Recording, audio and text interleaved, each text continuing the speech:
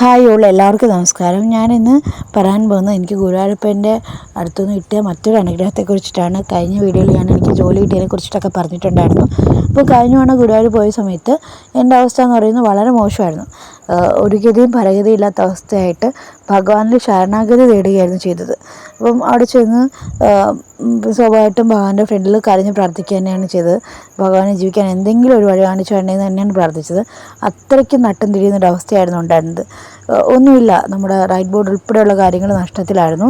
അപ്പം പ്രാർത്ഥിച്ചെല്ലാം കഴിഞ്ഞിട്ട് ഞങ്ങൾ തിരിച്ച് ആ റൂമിലോട്ട് പോകുന്ന വഴിക്ക് ഒരു കടയിലൊരു സാരി കണ്ടു. സാരി കണ്ടിട്ട് എനിക്ക് ഇഷ്ടപ്പെട്ടു. പക്ഷേ എനിക്ക് വാങ്ങിക്കാനുള്ള പൈസ ഉണ്ടായിരുന്നില്ല.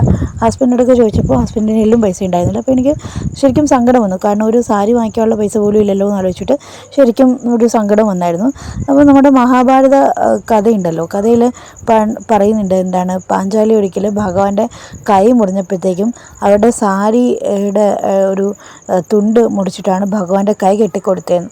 അതിന് പകരമായിട്ടാണ് ഭഗവാൻ പാഞ്ചാലിയുടെ ആ ഒരു വസ്ത്രാക്ഷേപ സമയത്ത് നിറയെ വസ്ത്രങ്ങൾ നൽകി പാഞ്ചാലി അനുഗ്രഹിച്ചതല്ല, പാഞ്ചാലിയുടെ ആ ഒരു അഭിമാനം രക്ഷിച്ച ആ ഒരു ചെറിയ ചീരത്തുണ്ടിന് പകരം ഭഗവാൻ ആ അഭിമാനം തന്നെ രക്ഷിക്കുകയായിരുന്നു ചെയ്തത്. 5 ഭർത്താക്കന്മാരുണ്ടായിട്ട് പോലും അവർക്ക് അവസാനം ഭഗവാനിൽ ശരണാഗതി തേടേണ്ടി വന്നു. അപ്പോൾ എൻ്റെ ഒരു അവസ്ഥയും വിഭിന്നമൊന്നുമല്ല. ഒരു ഗതിയും പരഗതിയും ഇല്ലാതെ അവസാനം ഭഗവാനിലാണ് ഞാൻ ശരണാഗതി തേടിയത്. അപ്പോൾ അതിൻ്റെ ഫലമായിട്ട് ഞാനിപ്പോൾ ഒരു സാരി റീസെല്ലിംഗ് ബിസിനസ് ഇവിടെ കരൂർ തുടങ്ങിയിരിക്കുകയാണ്. കരൂർ എന്ന് പറയുന്നത് സാരിയുടെ ഒരു ഹബ്ബാണ്. നമുക്ക് ഭഗവാൻ ഒരുപാട് വേദനകൾ വരും, പക്ഷേ അതിൻ്റെയൊക്കെ അവസാനം നമുക്ക് സന്തോഷിക്കാനുള്ള, അല്ലെങ്കിൽ നമ്മുടെ വേദനകളെ അകറ്റാനുള്ള ഒരു മാർഗം കൂടി തീർച്ചയായിട്ടും ഭഗവാൻ കാണിച്ചു തരും. അതിന് ഭഗവാനിൽ ശരണാഗതി തേടുകയാണ് വേണ്ടത്.